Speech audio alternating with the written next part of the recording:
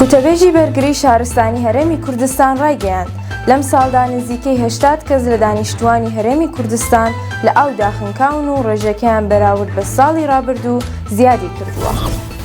سەرکەوت کاڕەش گوتەبێژی بەرگریی شارستانی هەرێمی کوردستان بە پایتەخت میدیای ڕاگەیاند لە سەرەتای ئەم ساڵەوە لە هەرێمی کوردستان 77 کەس خنکاون کە زۆرترینیان لە پارێزگای هەولێر بووە بە 17 کەس. دواتر ئیدارەی سەربەخۆی سۆران بە 12 کەس و لە سلێمانی 11 کەس خنکاون. گوتەبێژی بەرگریی شارستانی هەرێم ئاماژەی بەوە کرد ساڵی ڕابردوو 61 کەس خنکاون، ئەم ساڵ بۆتە 77 کەس کە ڕێژەیان بەراورد بە ساڵی ڕابردوو نزیکەی 120 زیادی کردووە.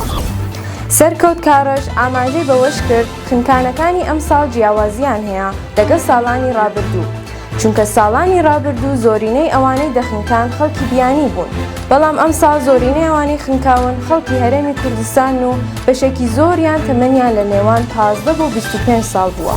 گوتەبێژی بەرگریی شارستانی جەختی لەوە کردەوە کە ئەوان لە تەواوی ئەو شوێنانەی مەترسیدارن و بۆ مەلەکردن گونجاونین تابلۆیان داناوە و بە 3 زمانی کوردی، عەرەبی و ئینگلیزی لەسەر تابلۆکان هۆشداری بە هاوڵاتیان دەدەن.